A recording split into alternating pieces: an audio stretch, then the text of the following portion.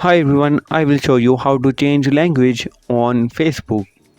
First of all, you need to open your Facebook app, then tap the three lines on the top right, then tap to a setting option on the top right and scroll down and tap the language and region and tap your first option. Now you can change your language right here. If there is a problem with this video, so ask in the comment. Any problem related to social media and internet, let us know in the comment bar so we can make a video on it. Please like this video and press the bell icon for any update.